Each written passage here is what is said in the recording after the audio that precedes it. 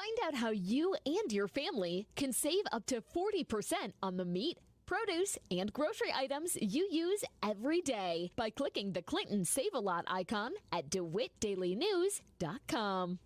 Peterson Insurance Services in Clinton is a 2014 Pekin Insurance Illinois Agency of the Year. Jay Peterson here from Peterson Insurance. Find out about Pekin's auto, home, or life insurance by clicking on our icon at DeWittDailyNews.com. Your friend in Central Illinois. WHOW. Top of the morning. Thanks for being with us. I'm your host today, Seth Lawrence. The WHOW Morning Show streams to Facebook and YouTube. It is brought to you by Peterson Insurance, your Pekin Insurance agent in Clinton. On the morning show today, we're joined in studio by Regan Deering. She is a candidate for the 88th Illinois House District on the Republican ticket in the upcoming primary. Good morning, Regan. How are you today? I'm doing great. Thank you for having me. Thank you for making time for us and coming up to Clinton and seeing us. It's good to have you in studio. Tell us about yourself. You know, folks have probably heard your name from past election cycles and that sort of thing. Tell us about yourself. Yeah, well, I'm Regan Deering, and I am from Decatur, so not too far of a jaunt up here this morning. My husband, Brian, and I have been back in Decatur about 20 years, raising our pretty great kids. We've got 3 teenagers now, working in the community, reinvesting in our community, and, you know, just trying to make sure that we've got a great small town life that we can, you know, showcase for our kids. Sure. And so they are leading me into this political foray. You know, I'm generally worried about Illinois' future for them. You know, we've got a governor that's pretty well bent on, you know, putting down his heavy hand, and it doesn't feel like our government's working very well for the people these days. So, you know, just getting off the sidelines. It's been a big conversation with a lot of people. They're very frustrated. We want to stay here. You know, we love it here. Right. And we shouldn't have to just keep taking bad policy on the chin and sticking it out. So I decided that, you know, I've got work experience, I've got, you know, taxpayer experience, I've owned my own small business. So to be able to kind of bring those priorities to Springfield. Sure. Yeah. Well, as you make your way around Illinois here the last, you know, 3 weeks until the election, and, you know, just in general the last few months as you get out there, what are some of the top priorities of Illinoisans in your district? What are you hearing from them? Yeah, well, we have knocked thousands of doors, started back in the fall when we were collecting signatures to get on the ballot, and then now as we close in on just about 3 weeks to go until Election Day, showing up at people's doors is actually the best campaigning, I think. Okay, you know, sure. people have the opportunity to say, well, I've seen your name, or I've seen your signs, and wow, here you are at my door, and give us that opportunity to talk about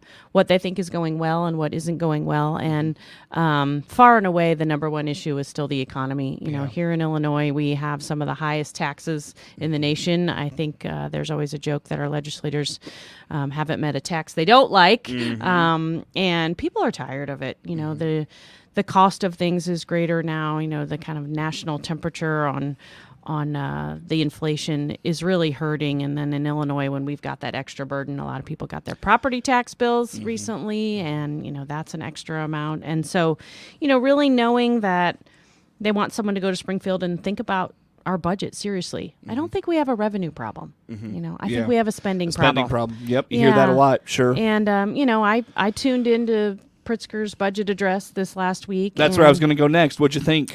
Yeah, I think it was full of lies. You know, I think that we can see with our own eyes that it's impossible that our state has a balanced budget.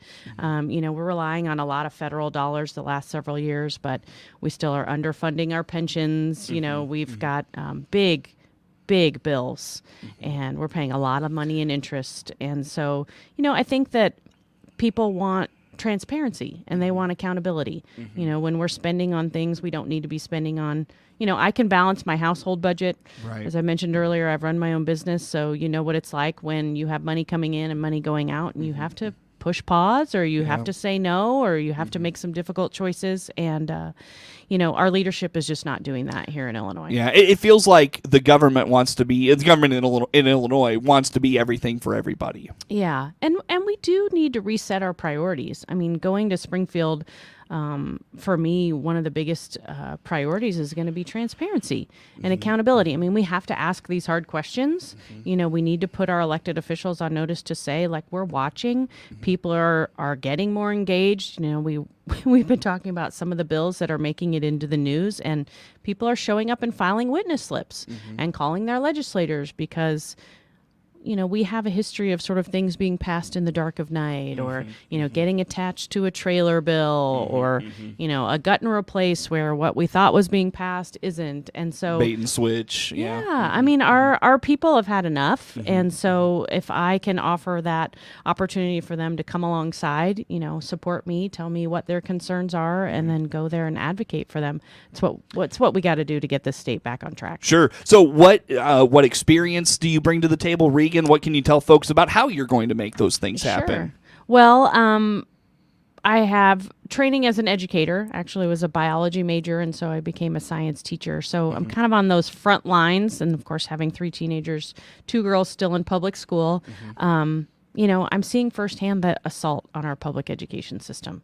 And so I serve as a local school board member in Mount Zion now because I'm generally concerned about how we are moving away from the basics of reading, writing, math, you know, critical thinking, being able to prepare our students for the workforce. So, you know, that's going to be a priority for me, is taking that sort of parent-driven mission and educator-driven mission to Springfield to say, hey, we got to straighten out what's going on in our public schools, and we got to prepare our kids for the future workforce and great innovators. We want to train them up. We want them to stay here, you know, keep those great ideas and those small businesses right here in Illinois.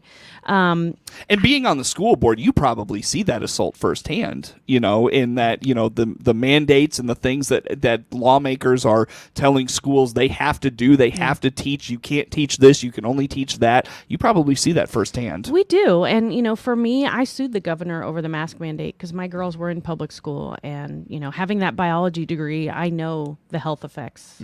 You know, we're going to be paying for masking up our kids and closing down schools for 10 plus years, probably. And, you know, the reality was parents had to stand up and take him to court over it. You know, it feels like we do have that power.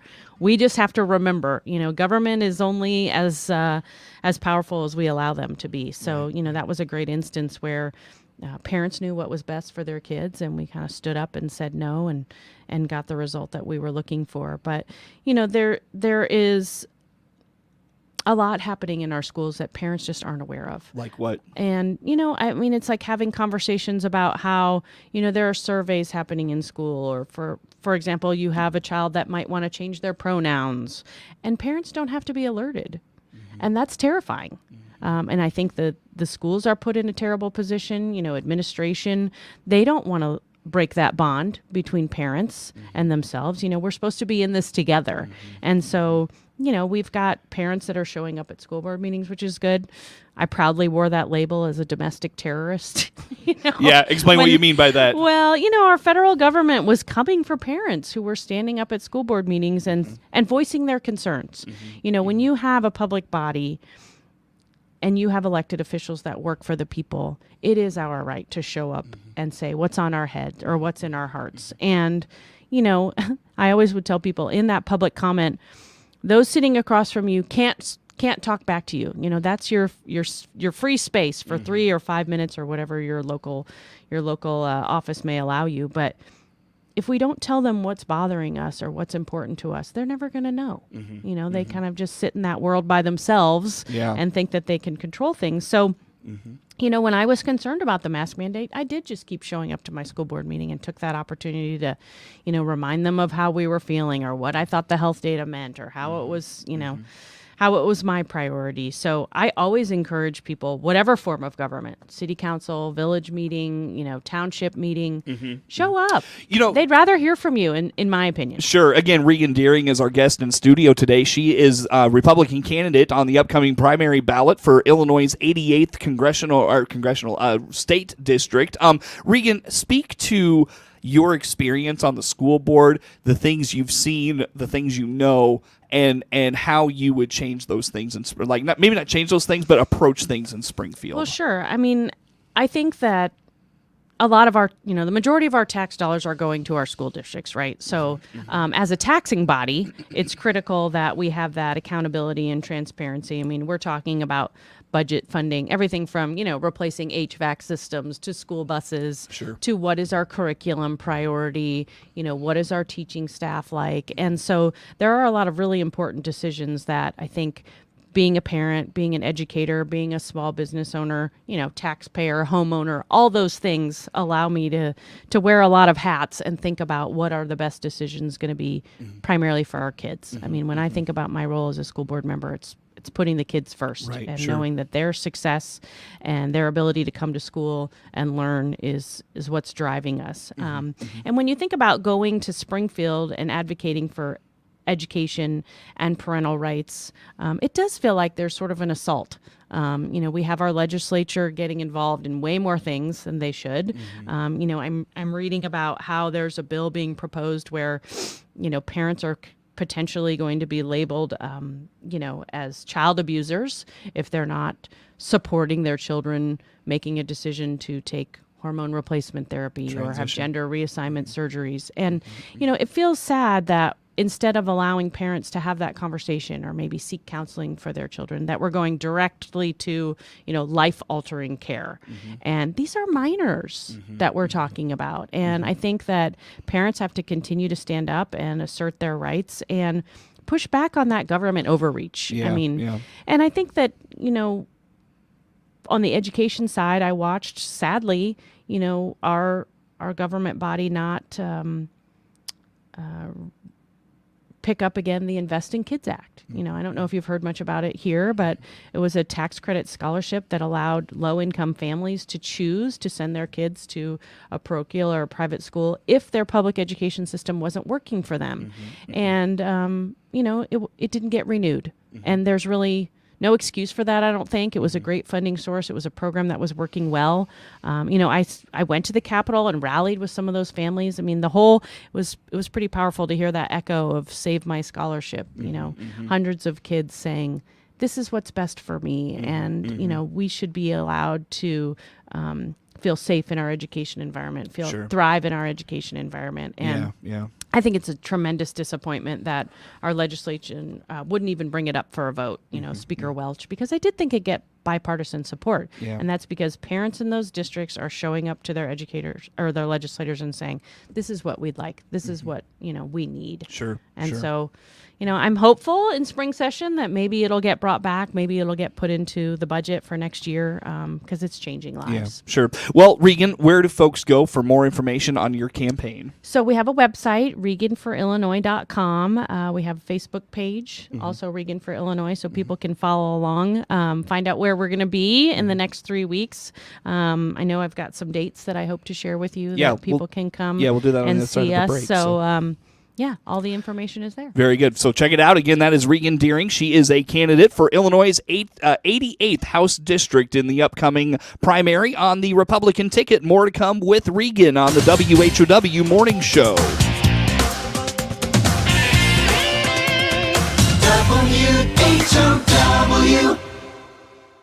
WHOW.org. Let's check the markets now. The RFD Radio Network. I'm Jim Taylor. Corn, beans, and wheat all in the green at this hour. March corn up 3 1/4, 4.10 1/4. May corn up 4 1/4, 4.25 3/4. December new crop 461 1/2, up 4 1/2. March beans up 9 3/4, 11.45 3/4. May beans 11.55 3/4, up 10 1/2. And November new crop up 13, 11.42 3/4. March Chicago wheat 584 1/2, up 7 1/4. July wheat up 9, 586. March bean meal 335.90, that's up $1.50. And March bean oil 45.30, up 90 cents. Livestock market at this hour. March feeders up 67 cents, 253.72. February live cattle 186.32, up 60 cents. April lean hogs 86.37, up a dime. Energy market April crude oil 78.26, up 68 cents. Jim Taylor, RFD Radio Network. Take advantage of leap year. This is Scott Baum from Baum Chevrolet Buick here in Clinton. Yes, we do have an extra day this month. So come see our premium Buick lineup with classic modern design and features like the Buick Enclave, the Buick Envision, the Buick GX, and the all-new Buick Envista. When you see the Buick lineup, you'll want to drive one. Use your extra day wise. See our inventory online, bombchevybuick.com, right from the start.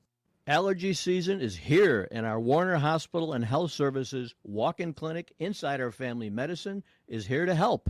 No appointment, no problem. Find out more by clicking our icon at DeWittDailyNews.com.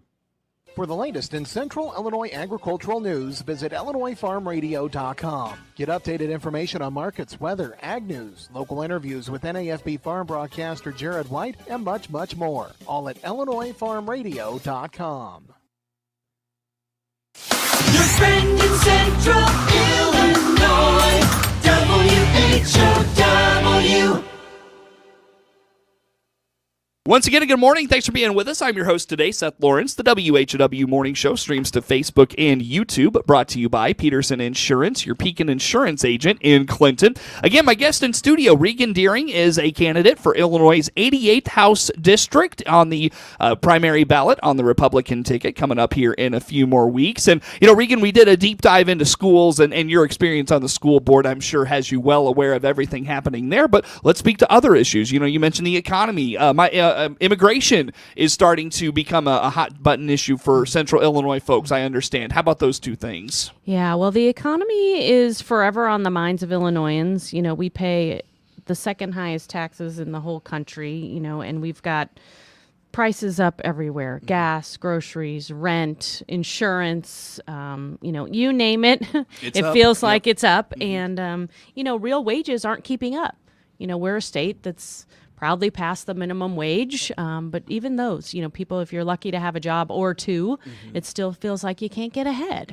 And so that is really at the top of mind. People want someone to go to Springfield and think about how we can get some of those costs down. Sure. Maybe how we can provide real tax relief.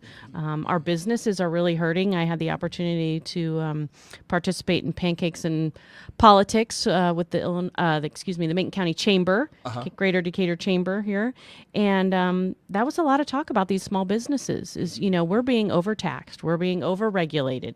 You know, it's always something that we have to keep up with paperwork, and, you know, we're not allowed to keep a lot of our hard-earned money. You know, we're sending it off.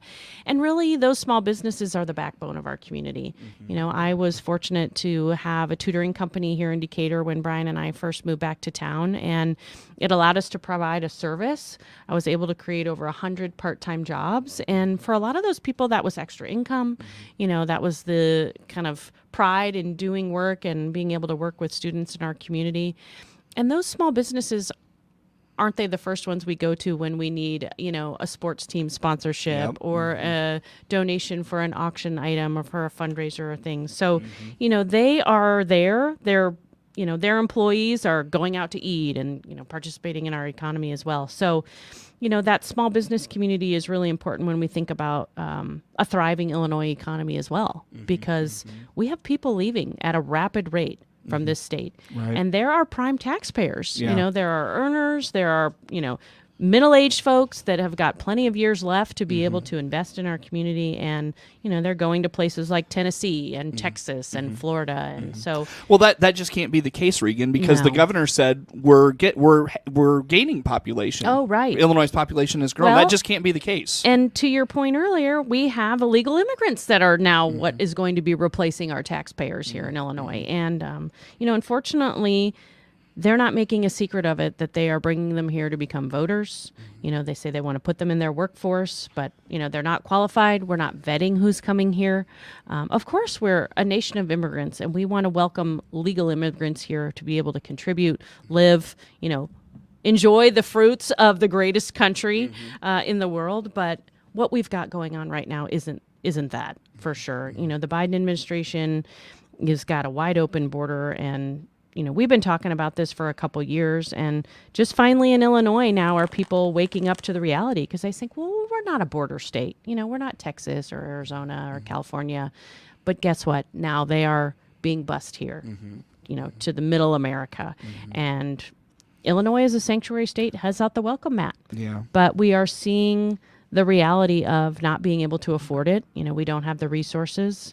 I've been up to Chicago. I've seen illegal immigrants, you know, that are allowed to stay in the police station, but they have to be out during the day. And they're just wandering the sidewalks. It's leading to crime. They're out in the cold. They're hungry. They're not clothed well. All the things. And So a lot of people would say, well, that's a Chicago problem. That doesn't impact us downstate. well, Chicago is running out of resources. We've seen Mayor Johnson and the governor now requesting that some of these communities downstate be able to take grant funds and be able to take in these illegal immigrants. And, a number of our local officials in the 4 counties here in the 88th district, that includes Macon County, Piatt County, a little bit of DeWitt and McLean County, are starting to push back and say, look, we are not prepared to be a sanctuary city or a sanctuary county, and what does that really look like? We have to have communication with our sheriffs, we have to communicate with our county boards, and we need our taxpayers to know we are putting them first. I live in Decatur. We have a homeless problem. We have a food insecurity problem. We have, any number of social service agencies that are trying their best to keep up with those that are, naturally right in our backyards. Yeah, sure. And so to add on potentially hundreds of illegal immigrants that are going to put a burden on our school system, our education system, our healthcare system, our food resources. So I think that it is our problem now. And we're seeing the effects of, elections have consequences, and now we need our citizens to stand up. We need them to vote. We need to have those hard conversations about how we just don't have the resources available. Well, a couple of things here, Regan, to wrap us up. First of all, you mentioned you'll be around the area in the coming weeks. Tell us about the when and where on those. Yeah. So today we're actually having an event in Decatur at the Decatur Club from 5 to 7 p.m. People can just join us after work if their schedules allow. It's a $30 fee at the door to just come visit with us, hear about the great things that are happening in Illinois too. It's not all doom and gloom. We do have great economies. We didn't even get to talk about ag. It's a huge industry right here in Illinois. I will happily share that I've earned the endorsement of the Illinois Farm Bureau Activator PAC. So our local farming community knows they're going to have a great voice in going and advocating for them in Springfield. But we'll be there tonight from 5 to 7. And then on Thursday at Causes, Representative Brad Halbrook and I are having a little bit of a town hall kind of meet and greet. They have been in session, so he's going to give some updates, and we'll be there. And then Monday the 4th at Yoder's, I'm going to be with Representative Chris Miller, come for some great pie and hear about, how you can get engaged. We need to grow the Republican Party. We need to talk about how we're on the right side of issues, and if people really want to have, a booming Illinois again. I don't think we're that far away. They talk about how it's one generation, we can lose it all, but one generation we can get it back too. We've got great families here in Illinois, hardworking, God-fearing Illinoisans that want to stay here, and I invite them to come along and meet with us and just feel like there's hope. Sure. Regan, where do folks go to learn about your campaign? Yeah, so ReganForIllinois.com. We've got a website as well as a Facebook page, so you can follow along with where we are. Send us questions. We've got yard signs going out. We've got people starting to early vote. Sure. So the best thing I can do is ask your listeners to make a plan to get out and vote. This race will be decided on the March 19th primary. So 3 weeks. All right. 3 weeks from today. Very good, Regan. Good to meet you. Thanks for coming in this morning. Again, Regan Deering, she is a candidate for the Illinois 88th House District in the upcoming primary. Network news on the way. The Big 1520 WHOW Clinton, 92.3 FM,